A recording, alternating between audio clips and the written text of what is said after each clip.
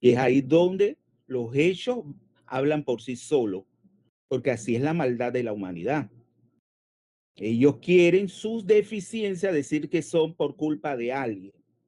Y yo siempre se lo he dicho a ustedes, en la universidad no vengan con la práctica de la secundaria de indisponer al docente porque esto, lo otro, lo mínimo.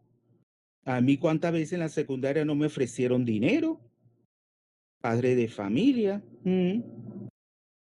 Inclusive también, acuérdense que también se ve el problema de sexo.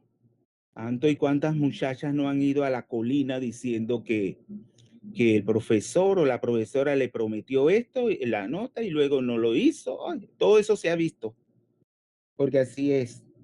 Mira, le iba a decir, ¿se acuerdan que estuvimos hablando que el martes es el examen presencial, pero miren lo que hubo ayer? ¿Qué pasa?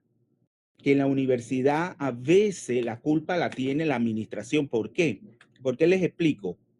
El problema era, si las clases eran presenciales, bueno, ahí no había ningún control, estudiantes o no estudiantes salían a las calles, luego tiraban cosas porque los guardias comenzaban a tirar bombas y luego entraban a la universidad, volvían y eso se volvía un 8. Claro, poniendo las clases virtuales y que no había asistencia, pensaban que, pero si no hay un control en las entradas, eso no sirve de nada. Entonces, al inicio controlaban pidiendo la cédula. ¿Se acuerdan? Y ustedes me dijeron, ay, profesor, si ahí dejan entrar todo el mundo.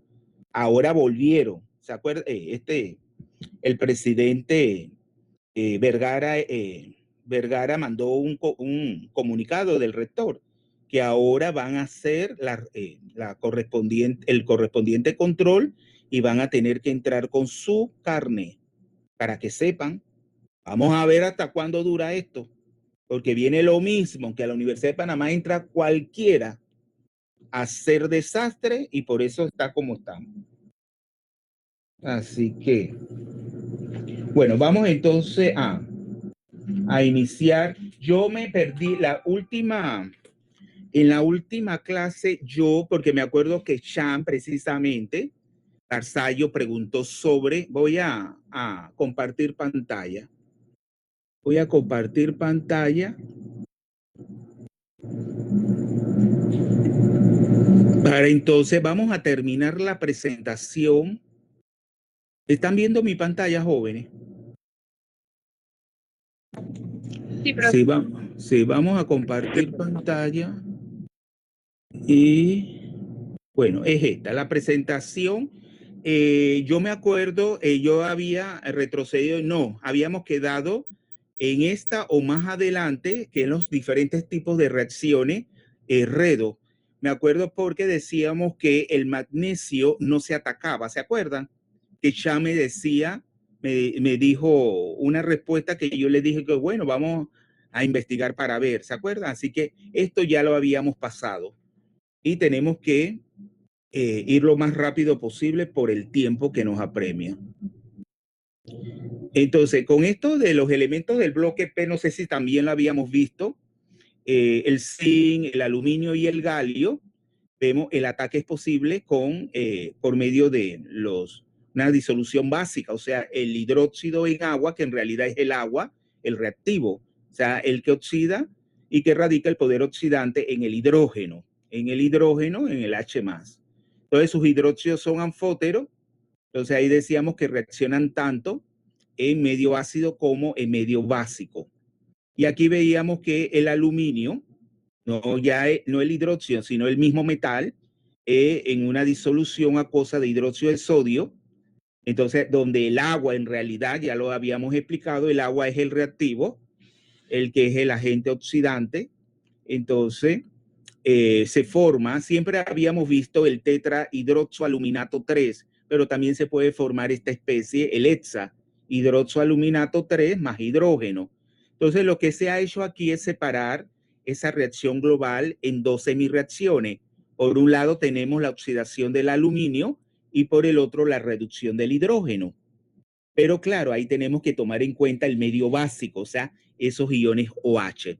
Por lo tanto, lo que se hace al final es balancear en un medio ácido y luego terminar el balance adicionando la cantidad de iones hidróxido a ambos lados. De manera que no va a quedar eso, el aluminio más 6 moléculas, porque claro, se van a combinar 6 moléculas, 6 iones hidrogenoides más 6 iones hidróxido formando 6 mol de agua, más, y el restante sería 6 iones hidróxido, y luego ahí tenemos la presencia de los iones hidróxido como ligando, formando el hexahidrozoaluminato 3. Entonces eso es lo que dice aquí. Dice, el potencial de reducción estándar es el mismo que medio ácido. Les pregunto, ¿ese potencial de reducción es el mismo en medio ácido? ¿Enilda?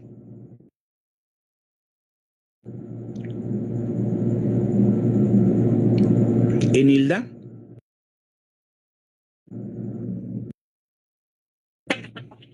Bueno, pero dígalo que no hay problema si se equivoca. Es para ver su respuesta y si es correcta le digo sí y si no le digo el por qué no. Dígame. No tengo. Claro, es no, porque acuérdese que en medio, acuérdese que ese potencial de reducción estándar del hidrógeno es 0, ¿se acuerda? Que tomábamos como referencia, pero a medida que el pH aumenta, según la ecuación de Nernst, ¿a qué es igual ese potencial de reducción estándar?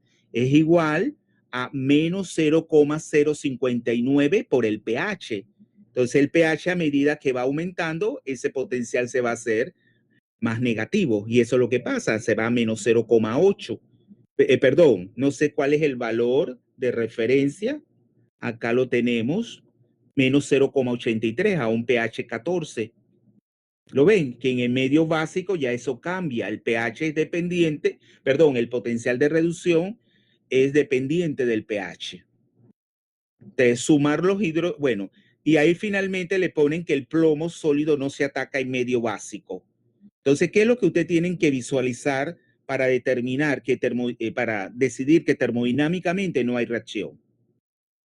El potencial de reducción estándar del plomo 2, bueno, en su estado de oxidación 2 más, al 0. Entonces, debe tener un potencial de reducción que es mayor, porque acuérdense, perdón, menor al, bueno, no menor, sino mayor al del H más en medio básico para que no haya reacción. Tiene que ser mayor, porque acuérdense que el hidrógeno, el H más se reduce, siendo él el potencial de reducción más positivo. Si el plomo tiene un potencial de reducción más positivo que ese menos 0,83, entonces no se va a atacar en ese medio básico, ese medio alcalino. Y también tienen que ver la parte de muchas reacciones son termodinámicamente favorables, pero ligeramente. Cuando es eso se necesita, entonces, cuando eso se da, a veces cinéticamente están un poco impedidas. Es ahí donde, por ejemplo, calentamos, vemos, agitamos, por ejemplo, también sí, calentamos, agitamos para ayudar a que esa energía de activación disminuya y la reacción esté favorecida cinéticamente. Entonces, el silicio, por ejemplo, el potencial de reducción es muy negativo, mucho menor a 0. Su óxido es ácido. En medio básico puede formar el oxoanión. Acuérdense que mientras más ácido sea, tenemos la especie, entonces él se puede oxidar hasta el oxoanión, dando el oxoanión. Por lo tanto, la reacción es posible. El silicio en medio básico da el silicato, o sea, el oxoácido más hidrógeno. El fósforo, el azufre y los halógenos en medio básico desproporcionan. Es decir, que ese estado de oxidación 0 debe ser inestable termodinámicamente y se estabiliza en 2 estados de oxidación. Y aquí es bien, o sea, curioso que tanto el fósforo como el azufre colocamos las moléculas siempre en la forma como existen, en la forma tetratómica el fósforo y el azufre en su forma octatómica. Ahí en el fósforo caso desproporciona a la fosfina y al dihidrógeno hipofosfito. Entonces puede dar el oxoácido, justificar esta reacción. Acuérdense que ahí investiguen el fósforo, acuérdense que es el que está por debajo del nitrógeno, su carácter ácido es bastante elevado. Ahí la del azufre tienen que investigar a qué desproporciona ese azufre elemental en medio básico. Y los halógenos desproporcionan al haluro y al hipoito. Ya lo habíamos visto cuando veíamos, por ejemplo, el cloro, ¿se acuerdan? Las aguas cloradas. Y luego ese hipoito desproporciona, en el caso del bromo y el yodo, dando más haluro y el hipo y el ato y el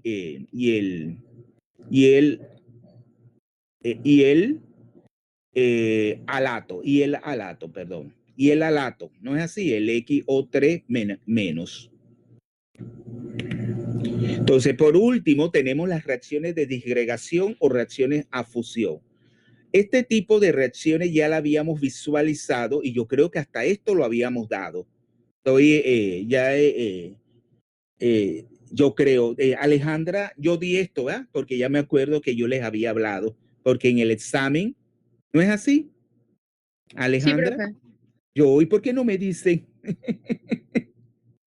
Yo había dado todo esto porque ya me acuerdo, porque ya yo les había dicho en su primera, lo que pasa que yo no lo copio, yo no debería hacerlo porque uno con tanta cosa, porque yo me acuerdo por qué, porque en la primera pregunta de su examen, su primer parcial, era con respecto a las reacciones de disgregación, ¿se acuerdan? ¿Quién me hace esa síntesis de la primera pregunta que era una selección múltiple? Alguien que la diga para entonces ya de que otra vez volví, le vamos a hacer el repaso, pues. Acuérdense que en las reacciones ácido-base también habíamos visto estas reacciones de disgregación o reacciones a fusión, que consiste en solubilizar especies que son insolubles y que se solubilizan después de la reacción en medio calentando en un medio con altas temperaturas, entonces obtengo especies solubles en un determinado disolvente. Habíamos visto ese el ejemplo con el hidrógeno sulfato, ¿se acuerdan? Para hacerlo reaccionando con el dióxido de titanio. Ese hidrógeno sulfato cuando se calienta, ¿qué da? Cuando yo caliento una sal de hidrógeno sulfato, ¿qué da? Jóvenes.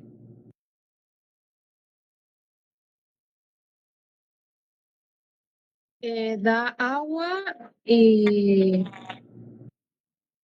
Y el disulfato, ¿ah? el El S, disulfato, sí, de exacto, potasio. el S2O7. Entonces ocurre una condensación liberándose agua.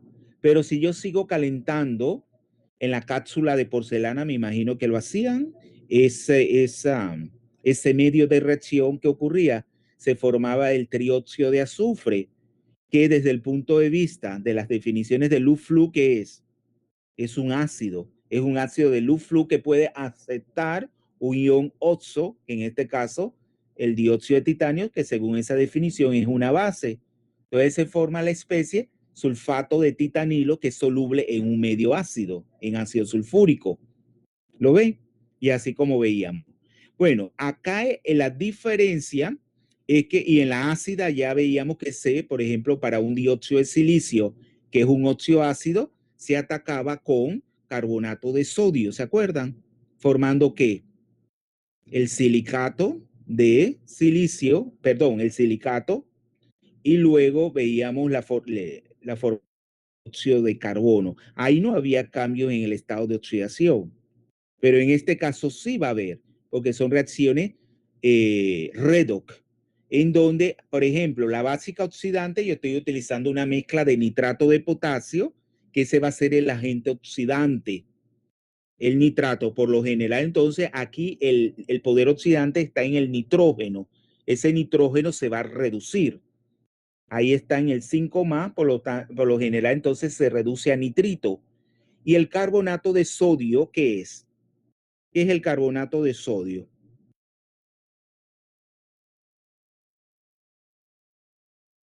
El carbonato de sodio es la fuente básica, ¿ya? Va a aportar los hidróxidos, es un medio básico.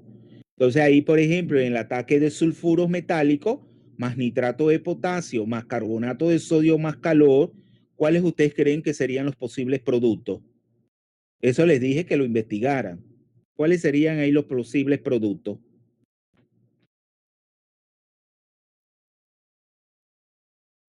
¿Se acuerda que les dije? Podrían oxidarse de 2 menos hasta sulfato. Podría obtenerse un sulfato, hay un nitrito, ¿ya? Con el correspondiente contranión, contracatión y el carbonato de sodio otra vez daría el dióxido de carbono.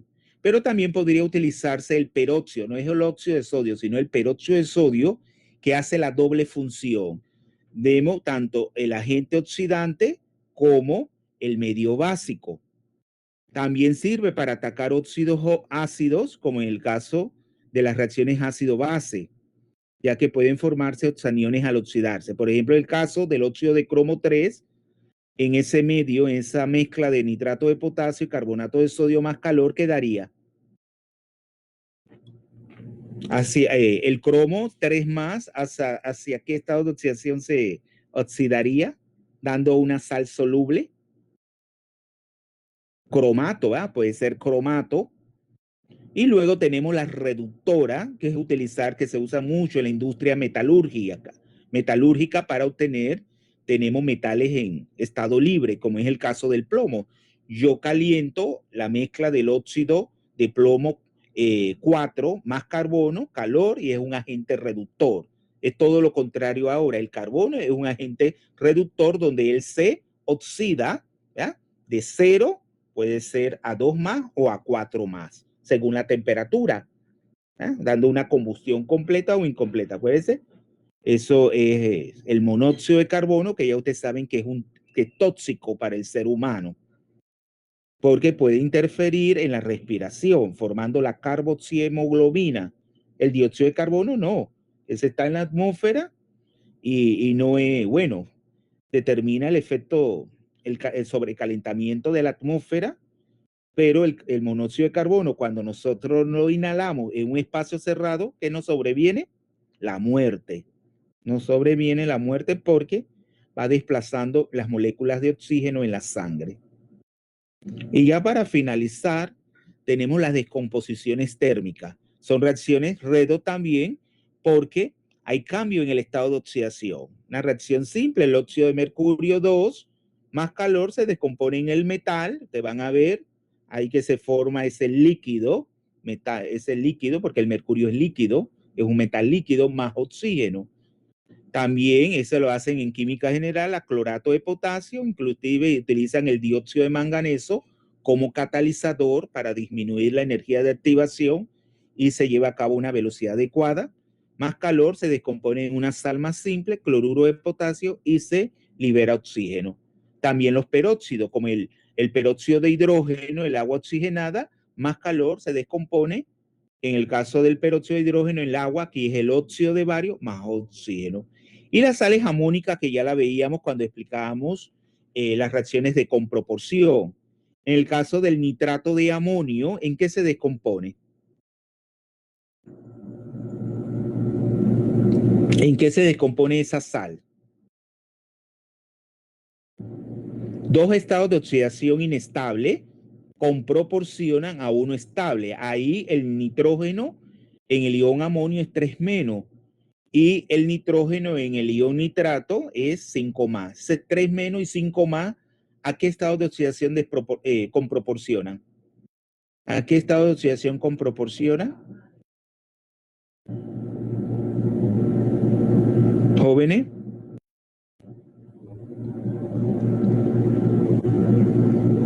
Pero si ya lo habíamos explicado cuando estudiamos las reacciones de comproporción a uno más, ¿no es así? Formando el óxido de dinitrógeno. Y luego el nitrito de amonio también tiene dos estados de oxidación, esa sal, que es 3 menos en el caso del ion amonio y 3 más desproporciona es a 0, formando nitrógeno. Y le hacíamos en el tablero, cuando tuvimos la clase presencial, ese dicromato de amonio, ¿en qué se va a descomponer? ¿En qué se va a descomponer el dicromato de amonio? Acá entonces son dos, no es o sea, el cromo está en estado de oxidación 6 más y el nitrógeno en el amonio, igual que en las otras dos sales, 3 menos.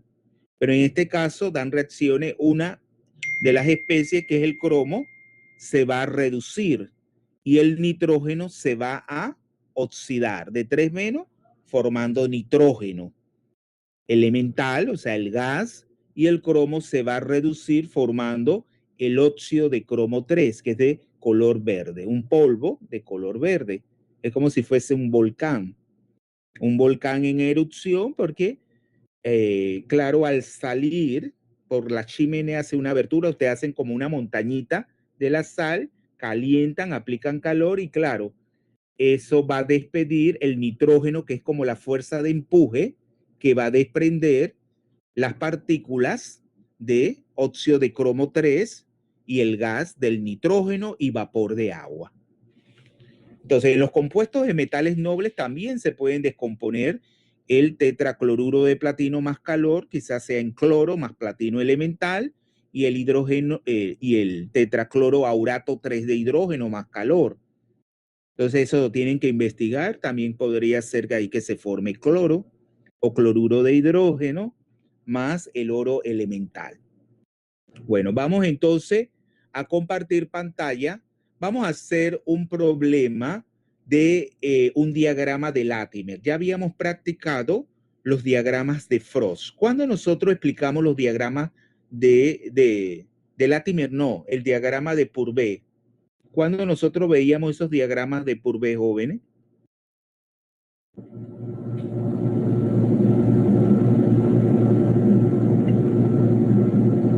Cuando veíamos los diagramas de Purvé.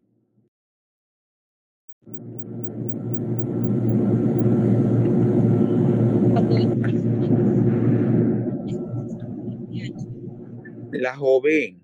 Del equilibrio de la E versus el pH.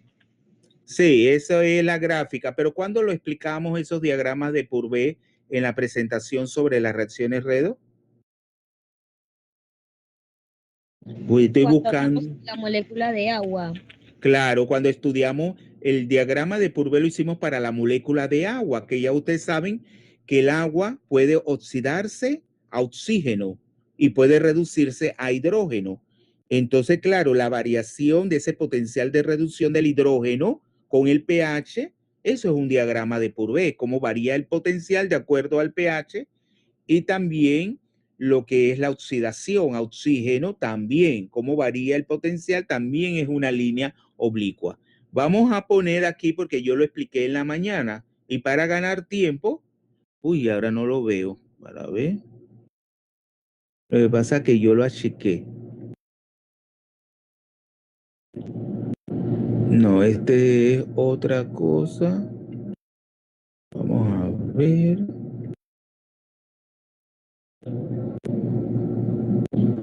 Ahora no está. Ahora no lo encuentro, mire, porque así es la vida. Así es la vida. Ahora que yo lo quiero, no lo tengo copiado, porque eso queda aquí como grabado. ¿Será estas? No, esta no es. Para ver, vamos a disminuir. Esta la hizo un estudiante. Un estudiante compartió y esto fue que quedó. Y no, esta no es. Ay, vamos a tener que copiarlo de nuevo. Sí, mejor así, ¿para qué luego? Porque no me gusta a veces tener las cosas copiadas porque eh, se pierde la secuencia, o sea, ustedes ya pierden el interés. Bueno, para hacer un diagrama de Purvé, que como ustedes dicen, es el gráfico de potencial de reducción versus el pH. Entonces nosotros vamos a partir igualmente que para hacer un diagrama de Frost a partir de un diagrama de Latimer. Vamos a poner aquí diagrama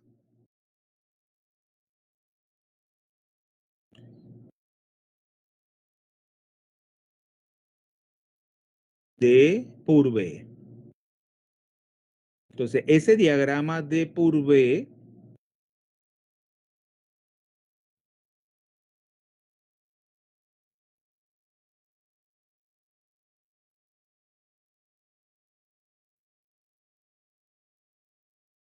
entonces es el gráfico de potencial, ¿eh?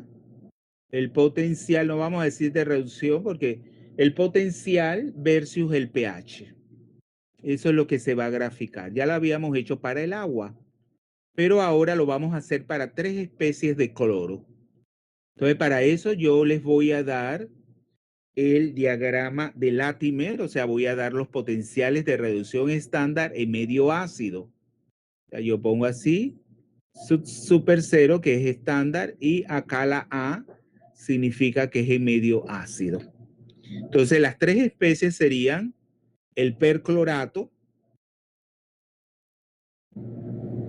Acá, bueno, el perclorato ClO4 siempre en el diagrama de Latimer se va de los estados de oxidación más positivos hacia los más negativos, conectándolo a través de sus respectivos potenciales retos del correspondiente acoplamiento. Acá entonces pasamos al cloro, esa sería la otra especie, y finalmente pasamos a la especie cloruro. Entonces aquí vamos a poner entonces los potenciales en rojo sería 1,39, pero claro, ahora les voy 1,39 voltios y acá del cloro a cloruro sería 1,36 voltios. Esos serían los potenciales que yo les daría. Pero luego, cuando ustedes van a conectar todas esas especies en el diagrama de Purvé, ¿qué otro potencial van a necesitar que no se lo está dando el problema? Jóvenes, ¿qué otro potencial ustedes van a utilizar que no está dado en el problema? El de los dos extremos, ¿verdad? El que conecta el perclorato con ¿qué?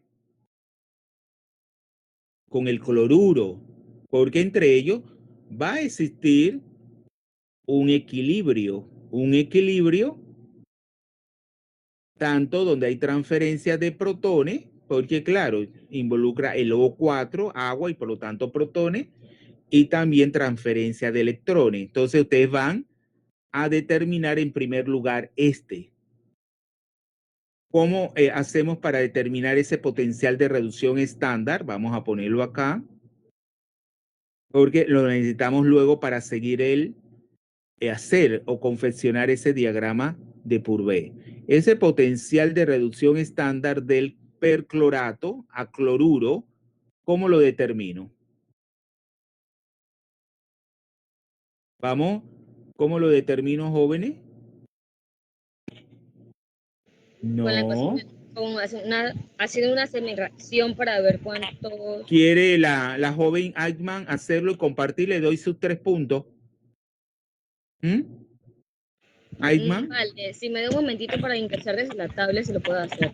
Sí, hágalo pues. No demore tanto porque acuérdense que lo que estamos cortos de tiempo. Cortos de tiempo.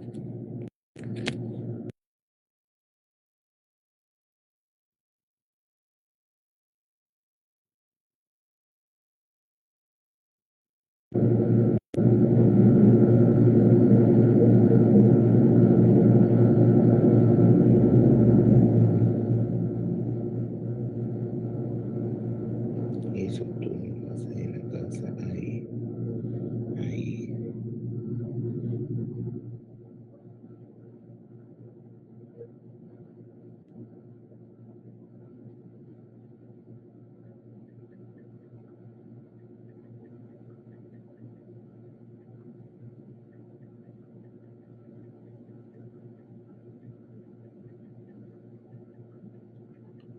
Ya estamos viendo su pantalla.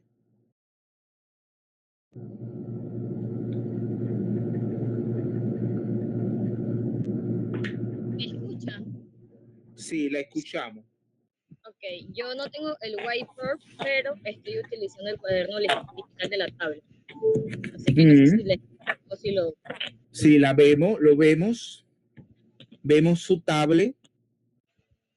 Ok, yo iniciaría haciendo la semireacción de el cloruro a o sea, para tener La total, ¿verdad? La que usted quiere determinar el potencial del acoplamiento o del parredo. Hacerla de perclorato a cloruro. Exacto. Y luego entonces, con la sumatoria de esos dos que tiene, de perclorato a cloro y luego cloro a cloruro, le debería dar ese. Pero debe tener cuántos son los electrones intercambiados. Sí, ¿No es por eso así? iniciaría con la semireacción. Exacto. Ya saben que de eso le va a venir un problema lo más seguro. Y traten de, oiga, practiquen, estudien. Todos deberían sacar una A en ese parcial. En la parte Todos. que no tenemos el oxígeno, yo añadiría, por ahora no sé cuántas, pero añadiría moléculas de agua porque acá no hay. Sí, ya Oxígeno, sabes, sí. El perclorato, ¿cuánto oxígeno tiene? por ahora tiene 4. Así Bueno, que entonces podemos añadir adiciona 4. 4, muy bien.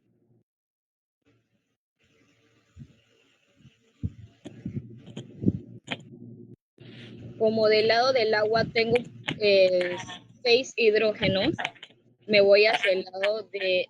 No, no son 6. Multiplique, no perdón, sé, dígame. sí, vea bien. 4 por 2, ¿cuánto es? No es sumatoria, es Perdón, 8. producto. 8, perdón. 8, 8.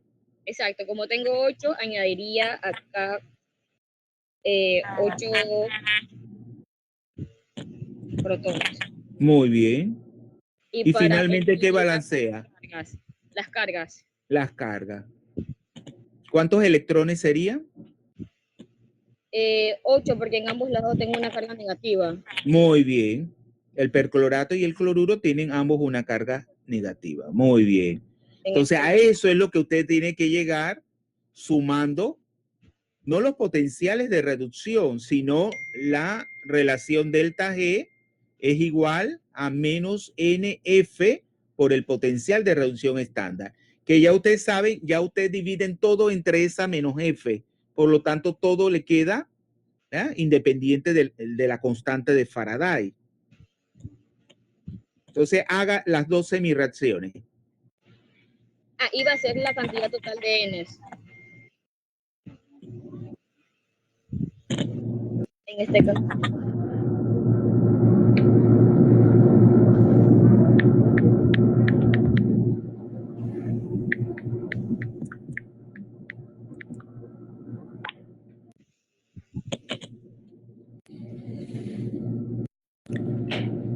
Ahora haría las otras 2 semireacciones faltantes.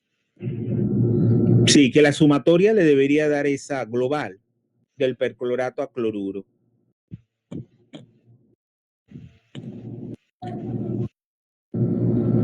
Sería del perclorato a cloro. Iba a No, pasar de cloro al cloruro. no, bueno, es la más sencilla, puede hacerlo. Sí. De cloro a cloruro.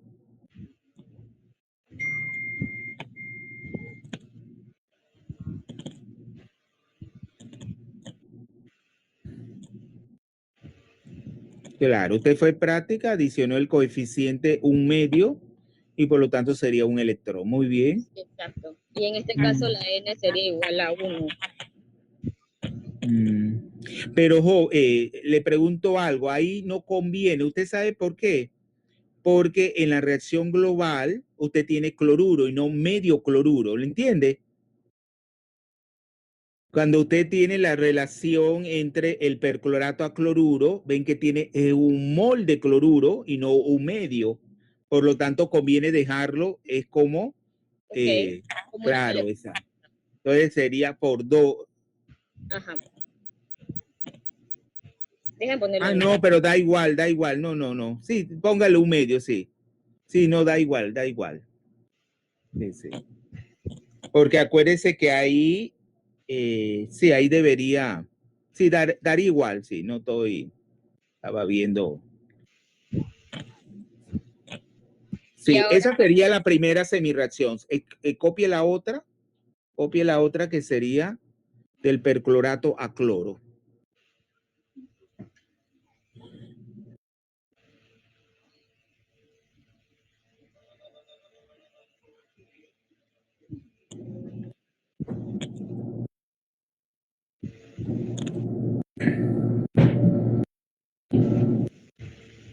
Cuatro, bien. 4 por 2, 8.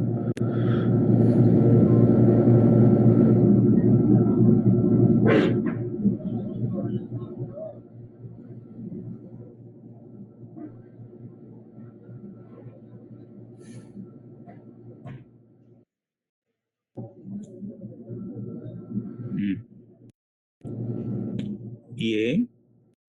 Listo. Y en este caso, nuestra N serían 7 electrones. Bien. Y ahora con la ecuación de Nernst puedo hacer la diferencia para sacar el potencial faltante.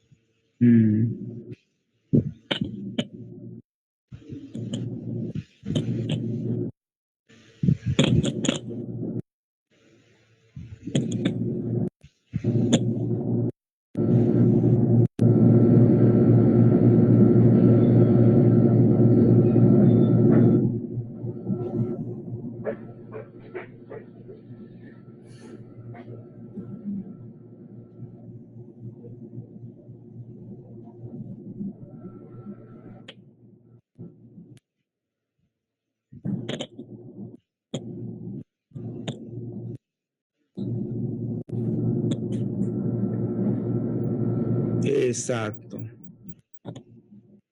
Ahí los cloros se simplifican. Sí, exacto.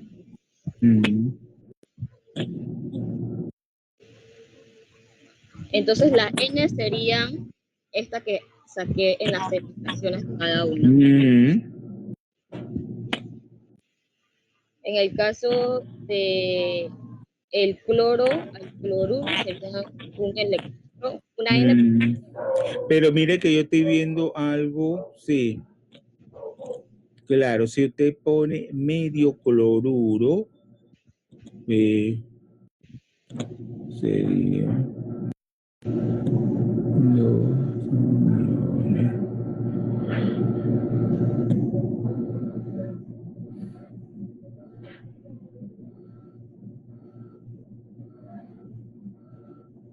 Es que el medio no va en el cloruro, va en el cloro. Claro, mire lo que yo estoy viendo ahora es que el medio va, claro. Acá, sí.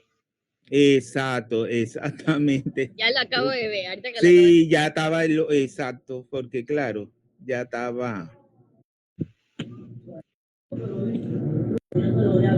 Entonces, Pero en este interesante. caso, la N que estaría utilizando sería Es 8. exacto, es esta, la de la semireacción global.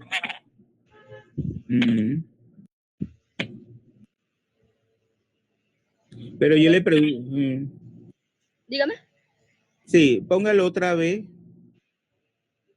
Póngalo otra vez. Yo veo porque si le va a quedar, entonces le va a quedar un cloro, ¿no es así? Un cloro no se van a cancelar, porque por un lado tiene medio cloro y el otro tiene un cloro, una molécula. Entonces le va a quedar un cloro como La de abajo está producto. mal balanceada. También, exactamente. Porque si no, no balancean los cloros. Sí, pero lo que pasa, Ya. sí, son cosas sencillas, pero si no tiene el cuidado, exacto, ya entonces se simplifica. En la reacción global, sí. Este se va con este y nos quedaría lo que tenemos arriba.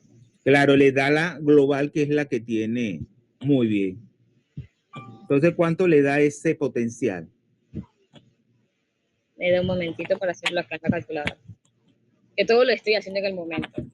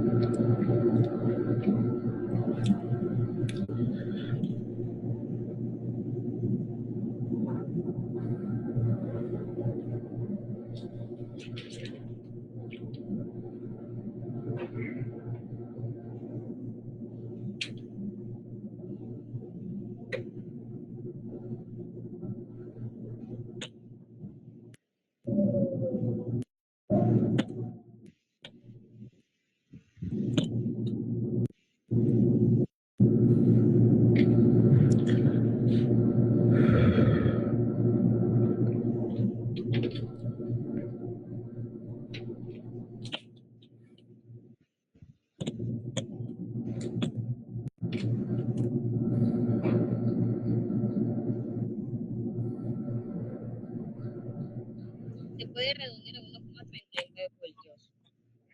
1,39. Bueno, casi da lo mismo que el del perclorato a cloro. Sí. ¿A todos les dio ese valor? Sí, bueno. Entonces ese sería el potencial de reducción estándar del acoplamiento que conecta las dos especies que están en los extremos. Muy bien. Vamos entonces, ya deje de compartir. Me recuerda ahora para ponerle sus 3 puntos, ¿yo? Vamos a poner acá el 1,39 voltios. Ya, entonces, ¿qué lo ha determinado? La joven Heidman. Entonces yo voy a volver a compartir.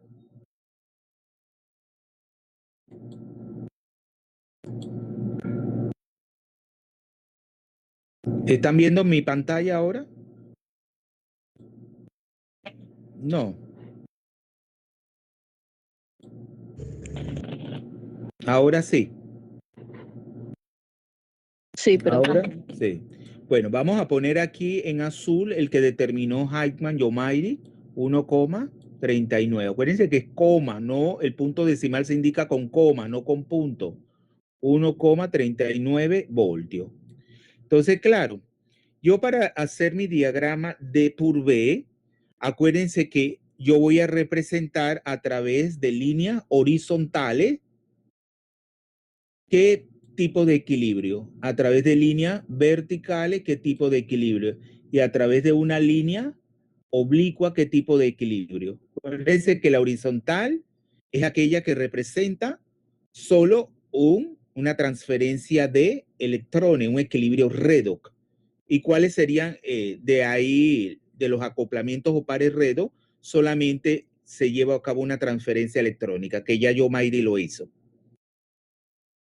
¿Cuál sería de los de las tres acoplamientos pares redox el que solo involucra una transferencia electrónica? ¿Jóvenes? Ya Jaime lo hizo, el del cloro a cloruro. Si yo tengo el acoplamiento cloro, cloruro, cloro, cloruro, yo voy a tener que solamente se intercambian dos o un electrón, dependiendo, ¿eh? De cloro a cloruro.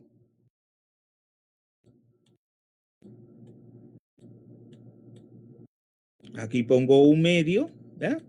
¿Y cuántos electrones se están transfiriendo? Un electrón, o sea que el cloro se reduce a cloruro.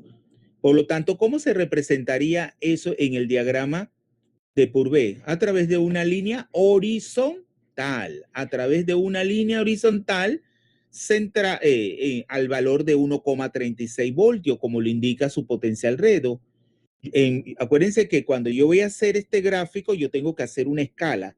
Entonces, cuando yo en las ordenadas tengo el 1,36, yo tan ancho, trazo una línea horizontal representando el equilibrio entre esas dos especies, o sea, una línea horizontal, y voy a tener el cloro, ¿verdad?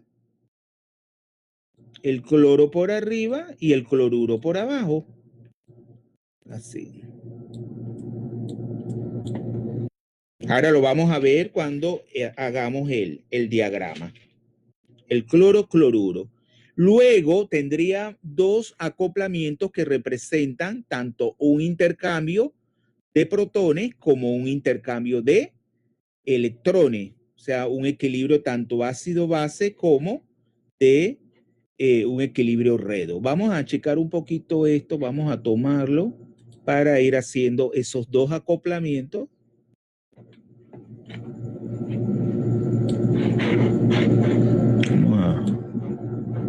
Tomo todo, vamos a ir achicándolo. Bueno, esta no la quiso tomar, pero bueno. Ahora sí. Vamos a hacerla a un lado. ¿Eh? Y ahora entonces vamos a hacer el acoplamiento perclorato a cloro, que ya Ayman lo había hecho. Pero vamos a ir repasando de nuevo. No tienen excusa para salir mal en este parcial. El perclorato, pero acuérdense que no se les van a poner los mismos ejemplos. Porque eso no tiene, se le puede poner otras especies, pero el procedimiento es el mismo, de perclorato a cloro.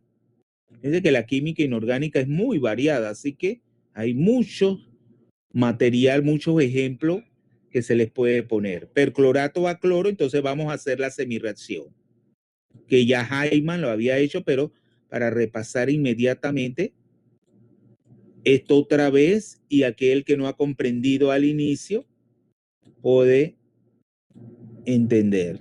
Aquí cloro, igual aquí pongo un coeficiente 1/2 para balancear cloro, cloro, un cloro a ambos lados de la reacción.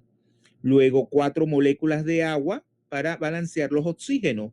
Una molécula de agua por cada oxígeno, 4 H2O. Inmediatamente adicionamos las moléculas de agua que estamos adicionando al medio hidrógeno.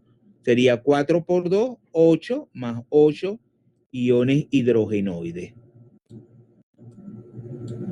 Y claro, como tengo carga cero del lado de los productos y tengo 8 cargas positivas con los iones hidrogenoides y una carga negativa del perclorato, eso hace un total de 8, de 7 cargas positivas, por lo tanto tengo que adicionar 7 electrones. Y ven ahí la cantidad. Y ahora sí vamos a ver. Ahí tenemos tanto un intercambio de protones que son 8, vamos a ponerlo, a encerrarlo en un recuadro rojo, como el intercambio de 7 electrones. Cuando se intercambian muchos electrones, esas reacciones tienden a ser lentas. Por ejemplo, en el caso de la oxidación del agua que involucra a oxígeno 4 electrones, a veces son lentas.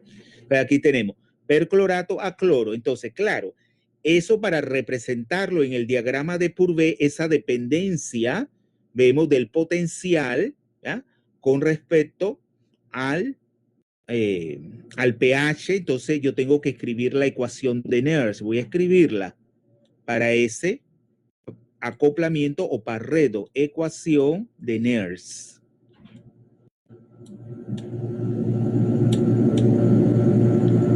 De todos los estudiantes que están dando el curso, ¿quiénes lo están dando por primera vez?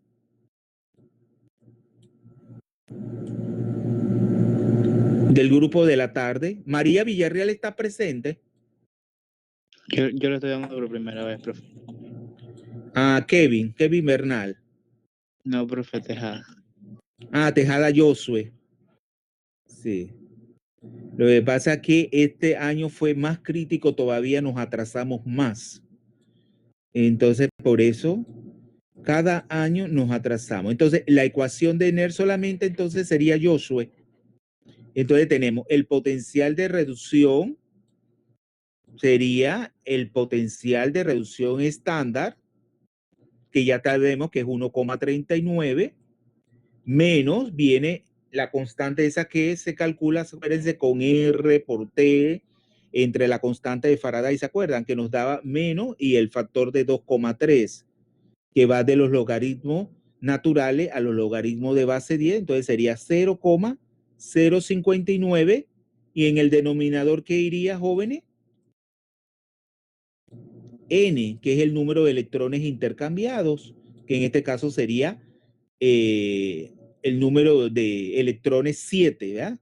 Iría en el denominador sobre, o sea, 0,059 sobre n. Y luego entraría el logaritmo de la constante de equilibrio, ¿verdad?, el logaritmo de, sería, aquí entonces tendríamos, ya ustedes saben, la concentración de cloro.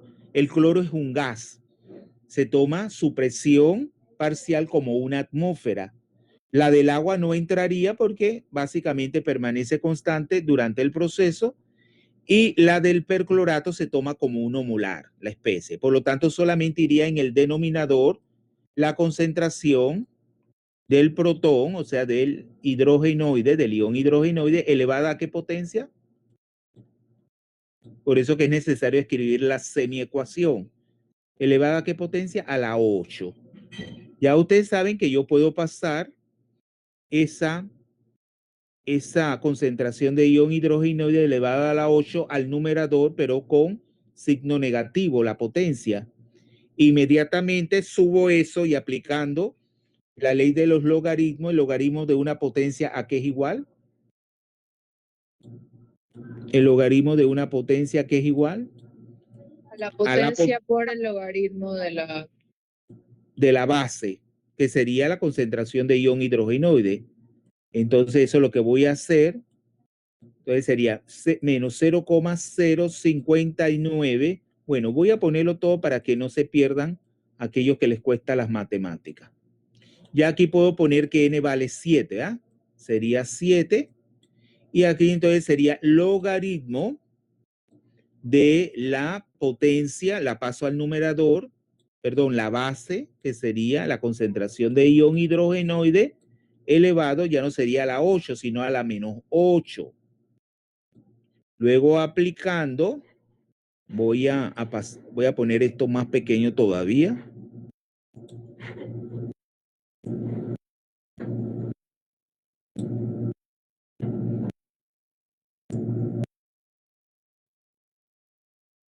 Así, ¿verdad?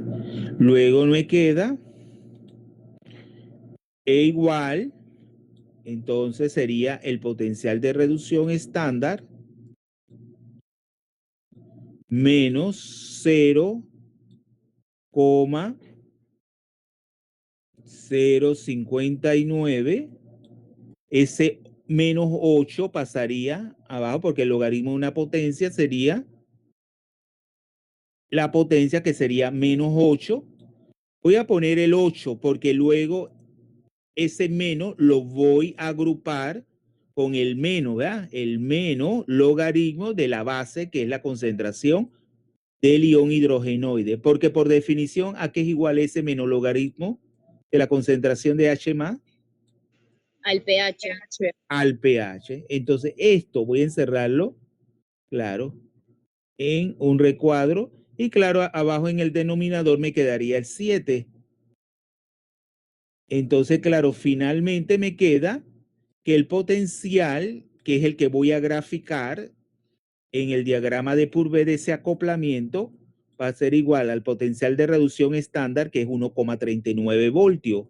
1,39 voltios que va a ir disminuyendo. Y lo que viene después es el producto de 0,059 por 8 y dividir entre 7. Entonces, eso queda, eso nos va a dar un valor que es de 0,067. Eso sería la pendiente de la línea oblicua, que es la que va a conectar esas dos especies, el cloro con el perclorato.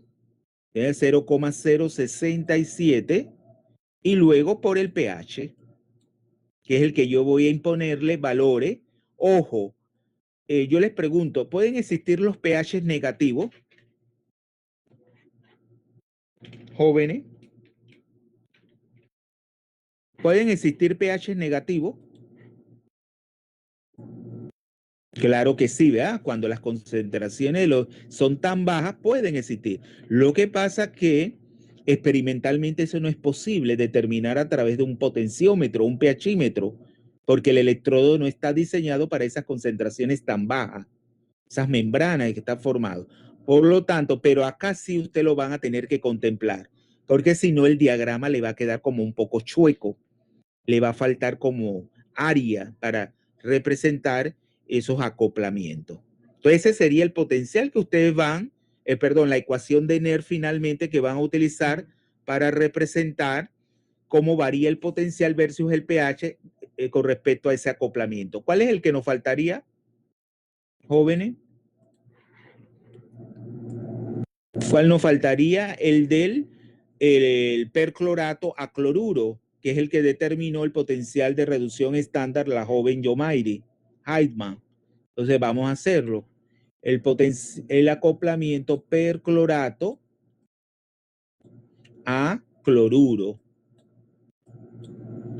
Vamos a escribir otra vez la semi-ecuación. Sería perclorato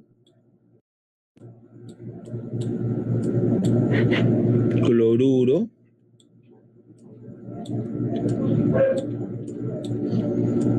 Acá 4 moléculas de agua. Acuérdense que los cloruros de 1 y 1 es igual. Entonces igual 8 colocaría del lado de los reactivos. 4 por 2, 8 hidrogenoide. Y claro, acá, como tanto el ion perclorato como el anión cloruro tienen una carga negativa, hay que cancelar todas esas 8 cargas positivas, adicionándole 8 electrones. Entonces ya voy a hacerlo directamente. La ecuación de Nernst sería el potencial de reducción el potencial de ese acoplamiento es el potencial de reducción estándar, que es 1,39 voltios, igual 39 voltios menos el 0,059. ¿Cuánto vale N? Ahora no vale 7, sino 8. Aquí se lo voy a encerrar en un recuadro en rojo para siempre, miren, tienen que prestar atención. Estas cosas son tan sencillas, pero el procedimiento tienen que hacerlo. 0,059 sobre 8 y luego iría el logaritmo. Igual aquí la concentración del anión cloruro la voy a tomar como 1 molar, la del perclorato 1 molar, la del agua no se toma en cuenta, por lo tanto nos quedaría 1 sobre la concentración del H más del ion hidrogenoide elevado a la 8. Ya saben que eso va a pasar al denominador y ahora ¿qué va a pasar con los 8? Se simplifican y el menos lo voy a agrupar con el ion hidrogenoide dándonos el pH. O sea, finalmente me va a quedar esto. El potencial de reducción estándar de ese acoplamiento, perdón, el potencial de reducción es igual al estándar, que es 1,39 voltios, y luego me va a quedar sí 0,059, el mismo número, porque ese 8 que está en el denominador se va a simplificar con el 8. Cuando yo saco el logaritmo de la potencia, es la potencia por el logaritmo de la base. Por lo tanto, 8 con 8 se simplifica y me queda el mismo número, que es 0,059, y por el pH. Y ese 0, va a tener una pendiente un poquito menor, ese acoplamiento representado en la en el diagrama de Purvé. Aquí vamos a ponerlo. Aquí 0,059 por el pH. Y esa sería la ecuación de Nernst que utilizaría para calcular cómo varía el potencial de acuerdo al pH que yo voy imponiendo. Vamos a hacer es un bosquejo. Ya a ustedes le queda para que lo hagan el fin de semana con calma. Vamos a encerrarlo. Vamos a hacerle solamente un bosquejo.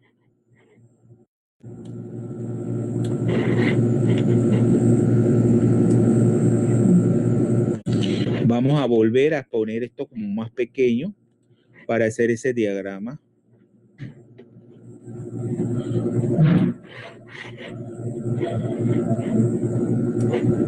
Ahí esta se me movió.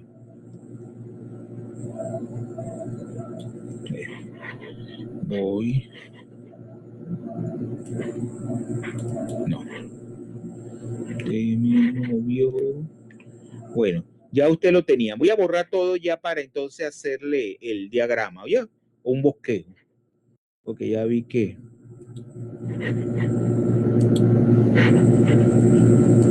tenía que agarrar todo porque, pero a veces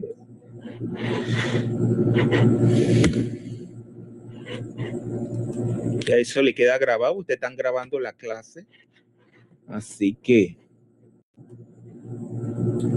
bueno, en el diagrama, ojo, es importante que le pongan al gráfico, al ese diagrama de Purvé, el título. ¿Qué es? El título, acuérdense que es una cursiva, la E, que es el potencial, es cursiva o itálica, versus el pH así. Entonces es importante que ustedes tengan sus tablas. ¿Cuántas tablas deben tener para representar ese diagrama de Purvé? Serían 2 tablas. Una sería una tabla para el acoplamiento, los valores del potencial, cómo va variando con el pH para el acoplamiento perclorato, ¿qué? Cloro. Una sería para este acoplamiento. Aquí tendrían que tener una tabla. Y luego también tendrían que tener otra tabla para el acoplamiento perclorato cloruro. Para este tendrían que tener otra tablita que van, para ello tienen que realizar sus cálculos.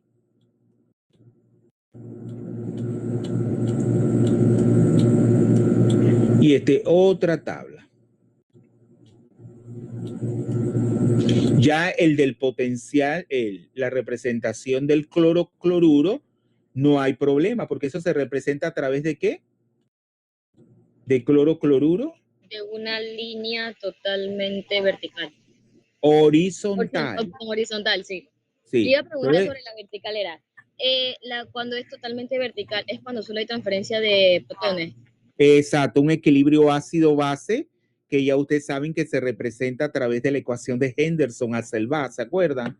La ecuación de Henderson-Hasselbalch, ya que lo preguntó Yomairi, acuérdense que el pH es igual a ¿qué? Al pKa. Claro, el pH es igual a pKa, pero en el equilibrio luego viene el logaritmo de base 10 de ¿qué? De la concentración de la base conjugada entre el ácido. Entonces, por lo tanto, aquí base conjugada, base conjugada entre el ácido. Claro, pero en el equilibrio, ¿cómo son esas concentraciones? Son iguales. En el equilibrio, parece que yo estoy representando en estos diagramas de Pourbet el equilibrio. Este equilibrio ácido-base, en el equilibrio, la concentración de la base conjugada es igual a la del ácido. Por ejemplo, si fuera el ácido periódico, la base es periodato, o el ácido perclórico es igual al ácido, al perclorato. Entonces son iguales estas dos concentraciones y por lo tanto, ¿cómo se hace? El logaritmo de 1 que es 0. Esto se hace 0. Y por lo tanto me queda que el pH, que es el que voy a representar en el diagrama, es igual al pKa de el par ácido-base. Entonces, yo tan ancho, yo trazo es una línea que vertical. En lugar de ser así, vertical. Entonces, de un lado iría la especie ácida y del otro la base conjugada. Entonces, ¿cuál sería la ecuación de qué? ¿Cómo se llama esa ecuación? La de Henderson-Hasselbalch. Hasselbalch. Tengo otra pregunta también referente a esto, pero es para cuando son dos líneas paralelas, por ejemplo, en el caso del agua. Eso dependería de la pendiente, si es positiva o es negativa. No, son líneas paralelas, pero son oblicuas. Acuérdense que en el caso del agua van así. Las líneas serían así. Para la reducción, para la oxidación del agua en oxígeno y la otra sería así, ¿ah? Así. Y claro, la que usted se refiere son estas líneas del pH encerrando las aguas naturales, ¿se acuerda? A un determinado pH. Ok, Pero sí. eso quiere decir que a esos valores de pH en el agua no ocurren esas transformaciones, no ocurren reacciones, de manera que el agua se mantiene natural. ¿Me entiende? No es que sean equilibrios, sino son dos barras así paralelas que representan dos pH.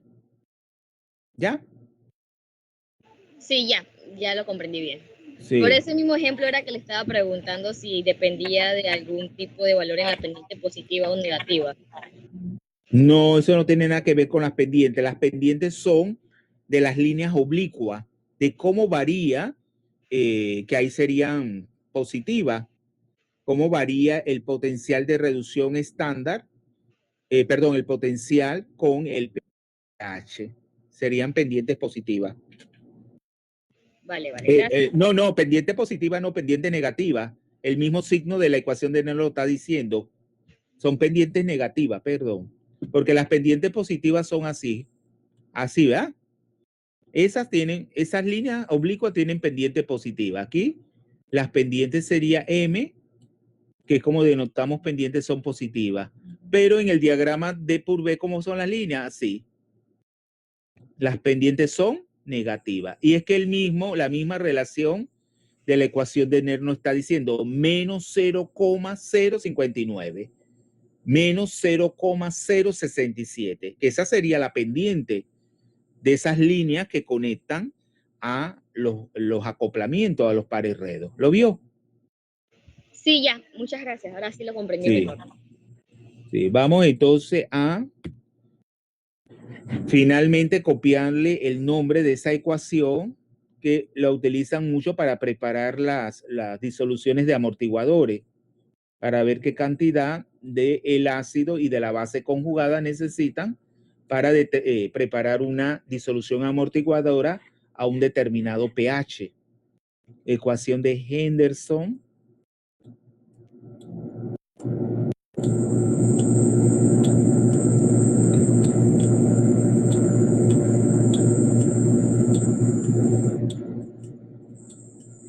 Hasselbalch.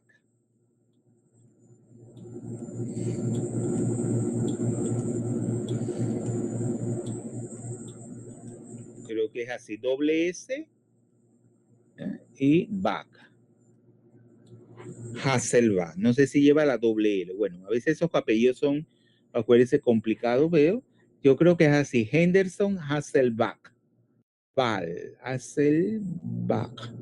Creo que es así, Hassel doble S. Voy a buscarlo. Bueno, ustedes lo pueden investigar por internet y de una vez le aparecen los nombres. A veces uno se le va la olla y lo escribe faltándole una doble consonante.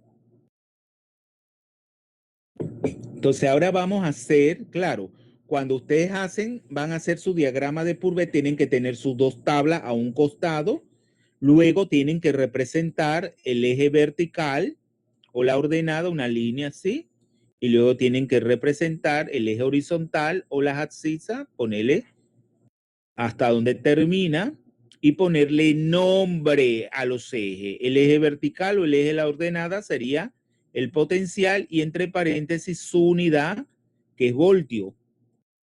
Y el eje de las abscisas o X sería el pH, que ya eso sí no lleva unidades. Pero claro, es importante que a un costa en la parte superior derecha que ponga su escala. La escala. Esto ya no se le tendría que decir, pero ustedes mucho insisten en no hacer nada de esto.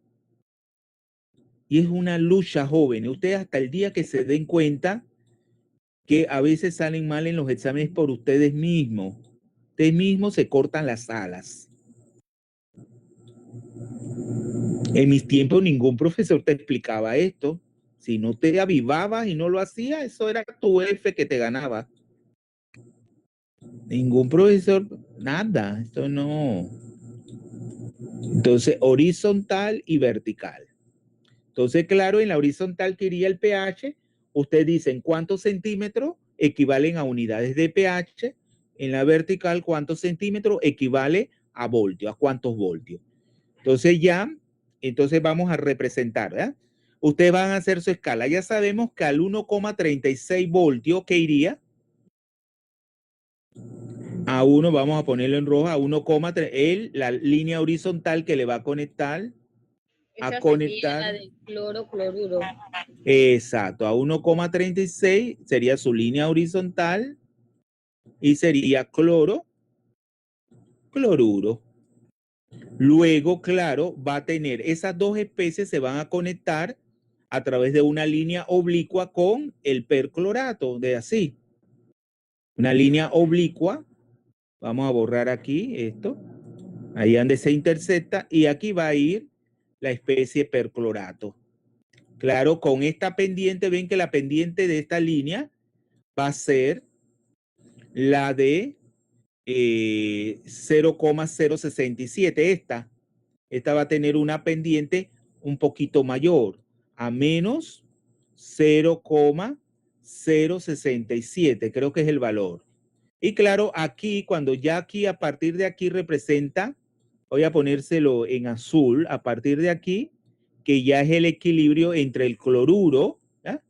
Vamos a ponerlo así, cloruro, y el perclorato, ya la pendiente se hace un poquito menor.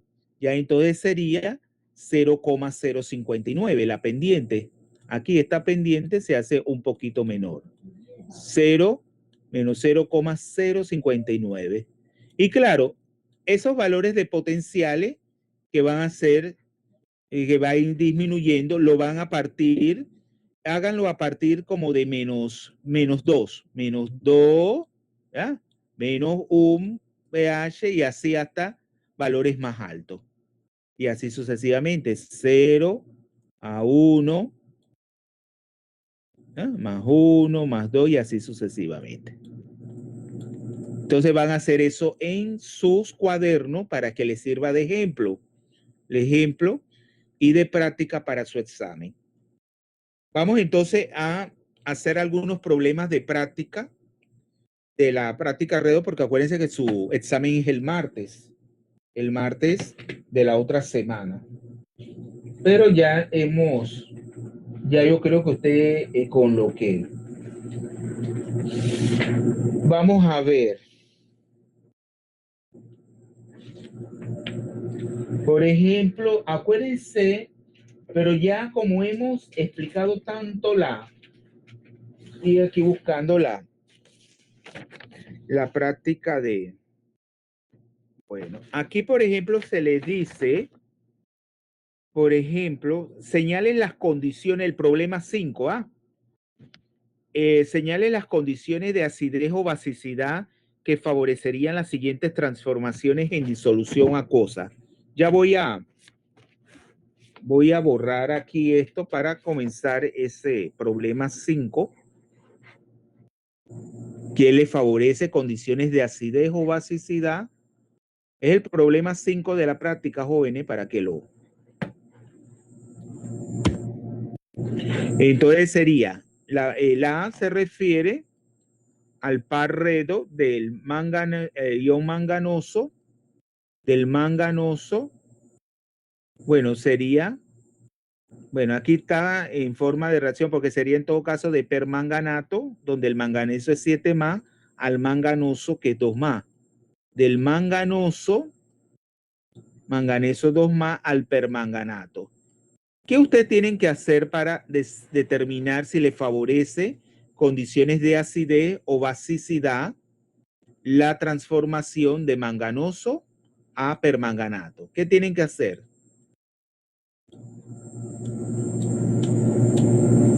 La semiecuación, completarla. Tienen 4 oxígenos, por eso yo digo, ya ustedes están preparados para ese examen. 4 moléculas de agua.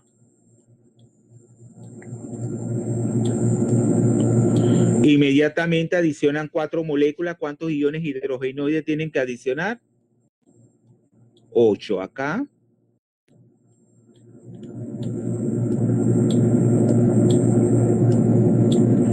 Y claro, del lado de los reactivos tiene 2 cargas positivas y del lado de los productos tiene 8 cargas positivas y 1 menos, ¿cuánto es? 7 cargas positivas. ¿Cuántos electrones tengo que adicionar? Para que dé 2 cargas positivas. 5, ¿no es así? 5 más 1 que lleva el permanganato sería 6 cargas negativas y 8 cargas positivas que aportan los iones hidrogenoides nos daría 2 más. Entonces yo les pregunto, ¿qué condición de pH favorecería esa transformación? ¿Un incremento de la acidez o un incremento de la basicidad?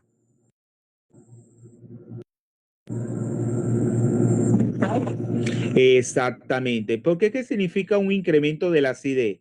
Significa que yo voy a aumentar la concentración de iones hidrogenoides. Por lo tanto, si aumento, hagan así un esquemita en él, porque esto es sencillo, pero a veces se nos va la olla. ¿Qué significa se nos va la olla? Nos perdemos y luego hacemos barbaridades, ¿no? Y que tienen consecuencias en la nota. Entonces, así lo pone, la concentración de hidrogenoide aumenta. Por lo tanto, ¿qué pasa con el pH? ¿Aumenta o disminuye? Disminuye. Disminuye, o sea, la acidez. Cuando la acidez aumenta, es porque el pH disminuye, se hace cada vez menor. Por lo tanto, si yo aumento esa concentración, es como que perturbo ese sistema. Véanlo a través eh, de del principio de Le Chatelier. ¿Se acuerdan de ese principio? Que es bastante práctico, porque ese principio nos dice que si perturbamos un sistema en equilibrio, en este caso aumentando la concentración de este producto que es el H+, ¿cómo va a responder el sistema para restablecer el equilibrio? Va a tender hacia la formación de los reactivos, hacia la parte de los... Claro. Y ya ven que eso no es lo que favorece, porque es hacia el lado contrario. Entonces, ¿qué es lo que va a favorecer aquí? Ah, bueno, aquí no. Aquí estoy aumentando la concentración. Sí, está correcto. Si aumento la concentración, ¿cómo va a responder el sistema? Va a contrarrestar disminuyendo esa concentración, ¿no es así? Sí, exacto. Y se va a desplazar el equilibrio hacia el otro lado, hacia el manganoso. Entonces eso no es lo que lo va a favorecer. ¿Qué es lo que va a favorecer? Es una disminución de la concentración de iones hidrogenoides. ¿Lo ven? Es todo lo contrario. O sea, disminuyendo la concentración de ion hidrogenoide, que es decir, aumentando el pH, claro, el sistema va a tratar de incrementar nuevamente esa concentración para alcanzar las concentraciones dadas por el equilibrio, desplazándose el equilibrio hacia qué? Hacia ese lado, formando el permanganato. ¿Lo ven? Entonces sería la segunda condición. Es disminuyendo la concentración de ion hidrogenoide, es decir, que aquí lo que le favorece es el incremento del pH, que es la basicidad, condiciones básicas. ¿Quién hace el segundo?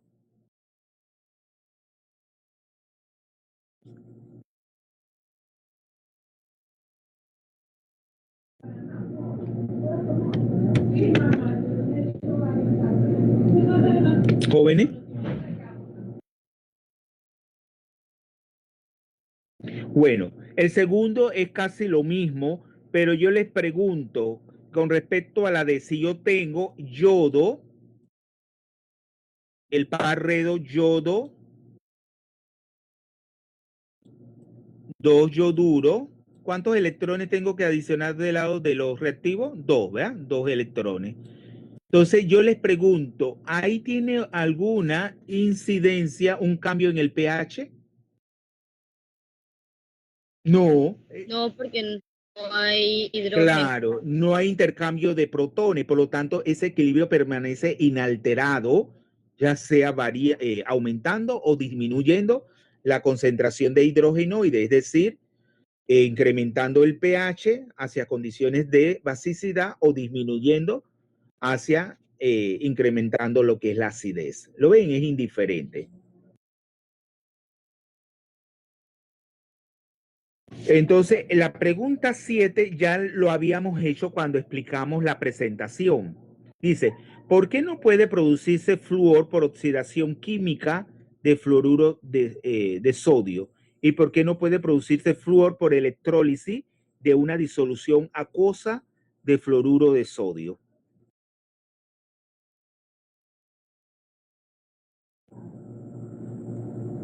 Acuérdense que el flúor es el elemento que presenta el potencial de reducción estándar más positivo.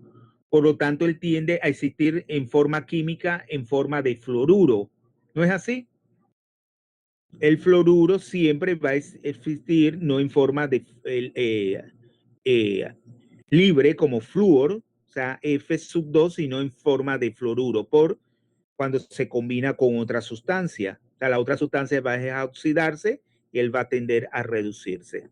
Luego, si yo llevo a cabo una electrólisis, acuérdense que en la electrólisis, ¿cuál es la diferencia entre una celda galvánica o una celda esta que veíamos, la celda que tenían un nombre? ¿Cuál era el nombre que habíamos? Una celda galvánica, vamos a poner aquí.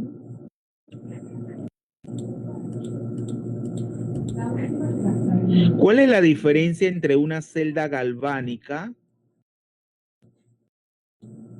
y una celda electrolítica?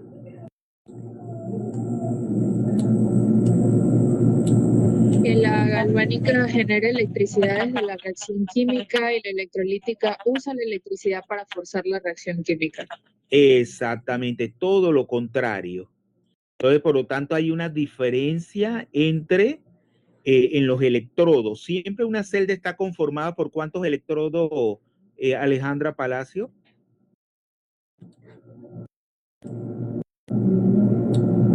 ¿Cuáles son los electrodos, los nombres de los electrodos que conforman una celda, ya sea galvánica o una celda electrolítica? Ánodo y cátodo. Claro, es el ánodo y el cátodo. Vamos a escribirlo, electrolítica.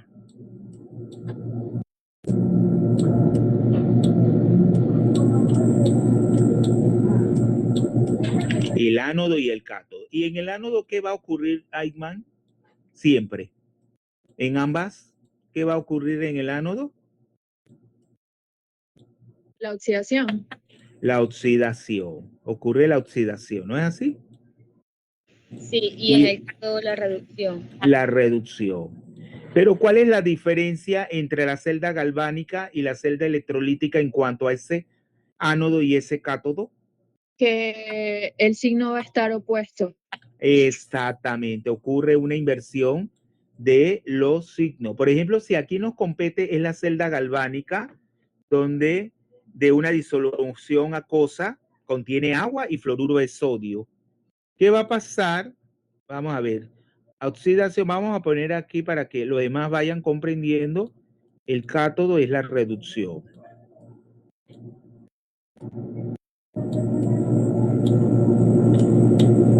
Pero en la celda electrolítica, ¿cómo está cargado ese ánodo? Positivo. Positivo. Muy bien, porque además se deben de tener en cuenta, no tienen que ser tan, tienen que tener punto de referencia. Ánodo es porque atrae a los aniones que cuando hacen contacto con ese electrodo, entonces se oxida. Entonces aquí tenemos, si tenemos la celda electrolítica, vamos a ponerlo acá.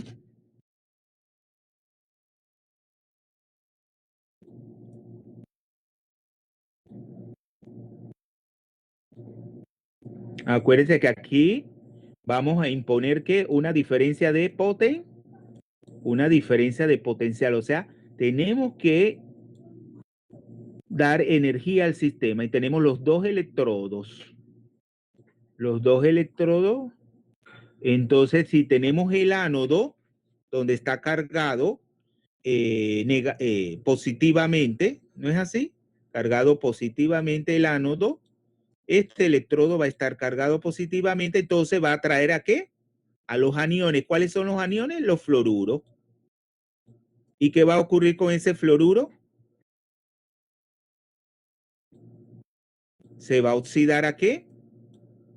A flúor. Pero él va a tender a existir así. Inmediatamente se forma el flúor debido a su naturaleza química que es muy oxidante. Entonces él se va a reducir con el agua, dando nuevamente ¿qué? Ese El flúor. ácido fluorhídrico. Claro, con el agua espontáneamente ocurre la reacción y se va a formar ácido fluorhídrico y ¿qué? Oxígeno. O sea que él se reduce y el agua se oxida a oxígeno. ¿Lo ven? Igual en el cátodo, que es donde ocurre la reducción, ¿cómo va a estar cargado? Negativamente, porque ahí los cationes, que son los sodios, son los que van a hacer contacto con esa superficie electrónica. ¿Y qué va a pasar con él? Se va a reducir a sodio elemental. Entonces, ese sodio, acuérdense que aquí faltaban de 2 más 2 electrones. ¿Ah? Aquí. Bueno, de flúor, y acá podemos poner los más 2 electrones acá, o en el lado contrario con signo menos. ¿Ah? Y en el caso de acá del sodio, entonces va a pasar a sodio reduciéndose, o sea, más un electrón a sodio elemental. Pero ¿cómo es la naturaleza del sodio hacer su potencial de reducción muy negativo? Él se va a tender a oxidar. Entonces él viene tan campante y reacciona con el agua dando ¿qué? Sería óxido de sodio. Exacto, que ya ustedes saben que se nivela a hidróxido de sodio, ¿más qué? Más hidrógeno. ¿Lo ven? Esa es la química. Óxido de sodio más hidrógeno. Y ese es lo que trata el problema número 7. Vamos a ver el 6 nuevamente, ¿verdad? Que habíamos quedado en ese para ver si dice el ligando EDTA, porque claro, ya no podemos.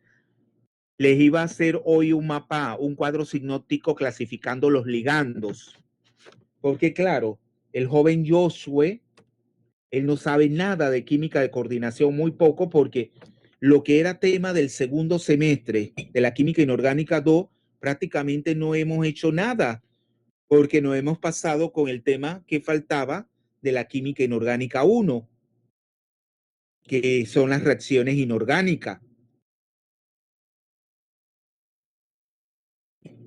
Pero yo me cuido en salud, yo se los dije al inicio, porque hay estudiantes que agarran eso para decir, oh, yo estoy mal, miren, histeridades, porque el profesor va rápido, que él ni él mismo entiende lo que él hace. Y nosotros, todo es culpa del profesor. Entonces, claro, ¿qué ustedes harían cuando, si son docentes? Tienen que cuidarse las espaldas, porque el hombre es así, la naturaleza, agarran cualquier cosa para echarte la culpa. Entonces yo voy como la tortuga, no puedo ir, porque yo me doy cuenta, yo voy evaluándolo y su silencio otorga. Me dicen, por eso no estamos entendiendo. No lo ven. Y por eso que yo no sé si lo hagan con intención de no avanzar, pero bueno, ustedes mismos son los que se limitan. Yo no puedo ir como una carretilla y dar todo el curso, el material y el pocotón de fracaso. Porque ya eso queda en ustedes, que si están fracasando es porque ustedes no están estudiando nada. Porque yo voy lentamente desarrollando el curso. Y eso es lo que nos limita. Cada vez estamos más limitados. Mira lo que ahora con esto de la crisis, de la huelga de los maestros y profesores, ya la ministra salió diciendo que va a haber convenios con las universidades para que se nivelen esos estudiantes graduando y no vayan con tanta deficiencia a ingresar a la universidad. Pero ¿qué se hacía en mis tiempos, jóvenes? En mis tiempos se hacía un curso de capacitación antes de entrar a primer año, y luego cuando yo ingresé como docente a la universidad, a mí me tocó darle cursos de capacitación a la Facultad de Farmacia en Química y a la Facultad de Ciencia. Y eran cantidad de estudiantes que todos tenían que pasar por ese curso. Y luego que ellos se nivelaban en cuanto a la química, la física, ¿ya? La biología, ¿ya? Y las matemáticas, inclusive se daba un curso que era IVO, Introducción a la Vida Universitaria. Y ya entonces se trataba de nivelar un poco lo que era el estudiante en cuanto a sus conocimientos básicos. Y de ahí después se entraba a primer año. ¿Eso se está haciendo ahora, jóvenes? No, no se está haciendo. Por lo tanto, eso es el nivel de fracaso tan alto. Bueno, vamos a retomar el... En mi caso, Dígame. cuando yo entré solo, el curso de verano fue en base a español y matemáticas, Ay, bueno, sabiendo que íbamos a ir a una carrera que tenía que ver con química, física y biología. sí, pero yo les digo también, la lengua es necesaria en todas las asignaturas.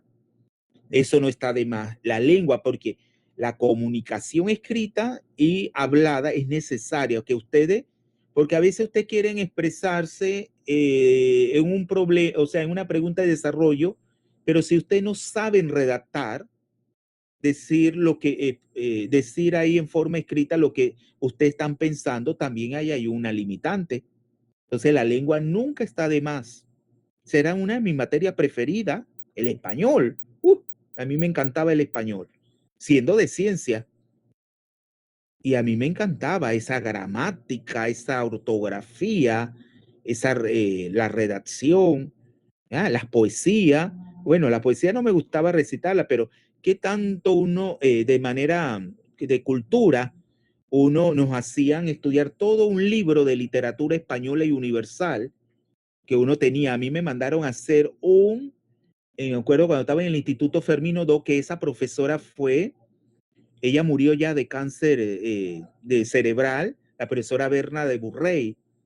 Ella fue después catedrática de la Universidad de Panamá y fue, ¿cómo se le llama a esa, la máxima representación de la Academia Española de la Lengua que está ahí en la calle 50? ¿Cómo se le llama a esa persona el presidente o el director? Bueno, ella ocupó ese cargo. O sea, una profesora era rígida y ella muy elegante, todo nos hacía, y ella van a hacer un álbum de toda la poesía, pero no eran 5 poesías, ni eran 100, eran 2000 poesías que teníamos que transcribir y ilustrar. Para que usted vea cómo era antes la cuestión. 2000 poesías teníamos que ilustrar y transcribir, y ese era un álbum que teníamos que entregar. Así era de todo difícil. Cuando íbamos a hacer examen de una obra literaria, no era un capítulo del Don Quijote de la obra de Cervantes, era todo el libro, imagínense, un libro de vocabulario de ese español antiguo. Teníamos que leerlo todo y tener claro un vocabulario. Así era de difícil la vida, la educación. Y eso nos hacía, pero ahora no, ahora todo está como todo. Y por eso que ustedes están con esa pereza. Todo era difícil. A mí me tocó el tiempo más difícil de la educación, donde los profesores no te regalaban nada, sino te quitaban. Y eso me hizo a mí más fuerte. Y le doy gracias a Dios que fue así.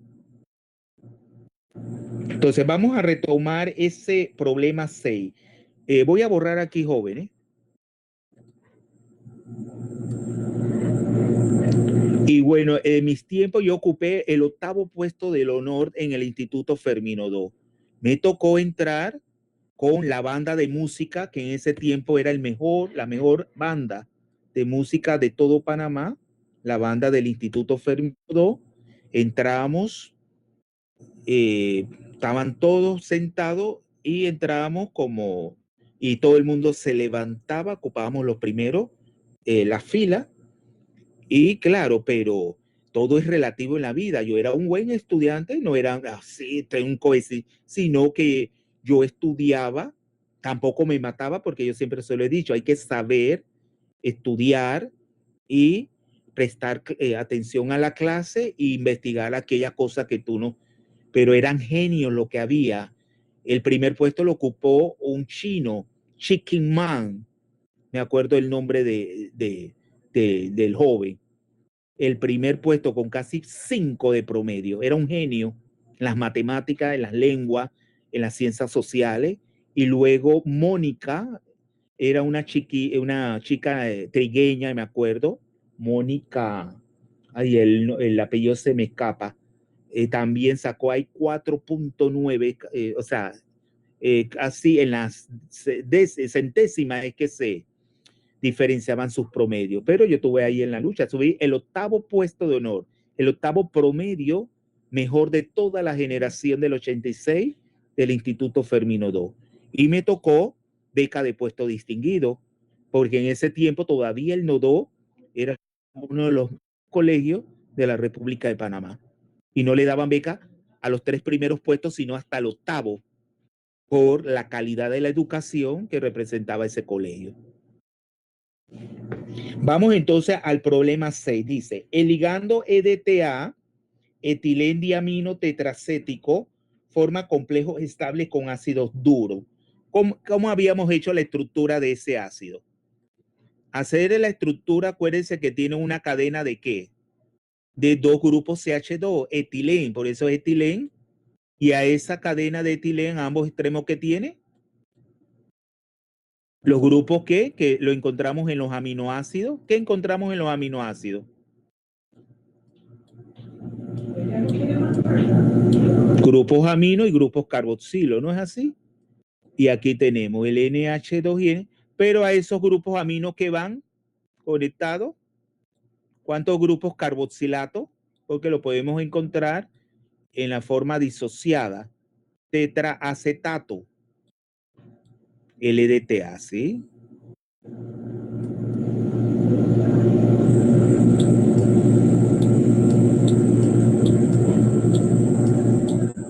¿Y cuántos sitios de coordinación tiene esta molécula?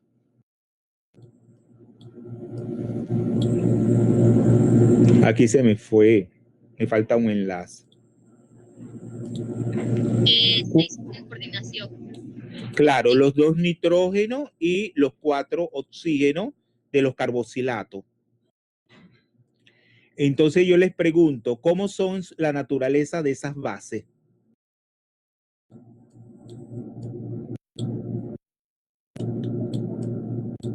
Ellos, al tener una relación carga-tamaño pequeña, serían considerados bases duras, sí, porque son pequeños. Más bien es de la electronegatividad y el tamaño, ¿eh? Que le hace ser bases poco polarizables. Entonces, tanto el oxígeno, o sea, la que contienen el par de electrones, aquí, claro, aquí,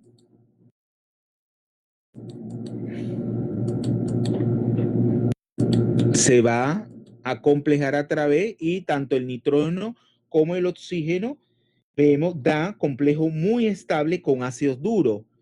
Pero cuando nosotros nos hablamos, dice, ¿cómo afectará la complejación con EDTA a la reducción de un metal divalente, o sea, con 2 cargas positivas, a metal en la primera serie de transición de los elementos del bloque D? Aquí nos están preguntando por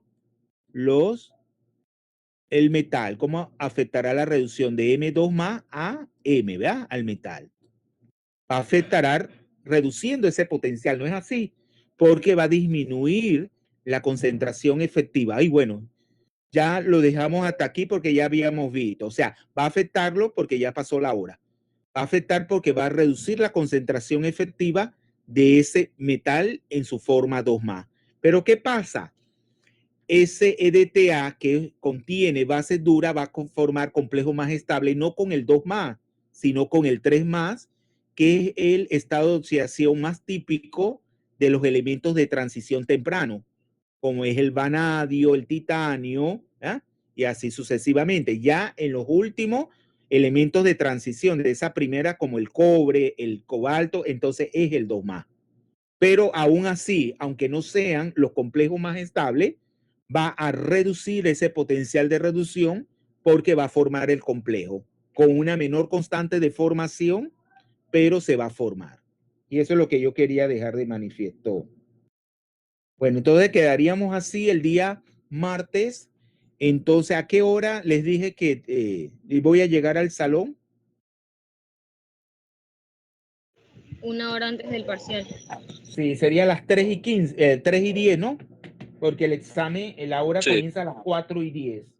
Entonces yo llegaría al salón a las 3:10 de la tarde para que tengan 3 horas de examen. Vamos a ver quiénes llegaron tarde.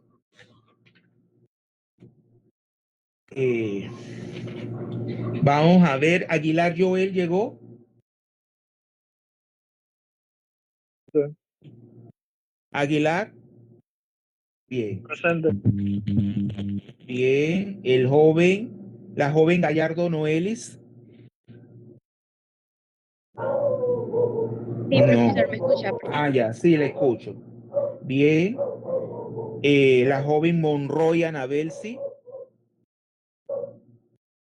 Anabelsi. No llegó. Montenegro Joel. Montenegro. No llegó. Y el joven Josué, que sí llegó. Presente, presente. Bien, entonces quedamos así, jóvenes. Estudien, repasen y traten de sacar una buena nota en ese parcial. Bueno, hasta el martes.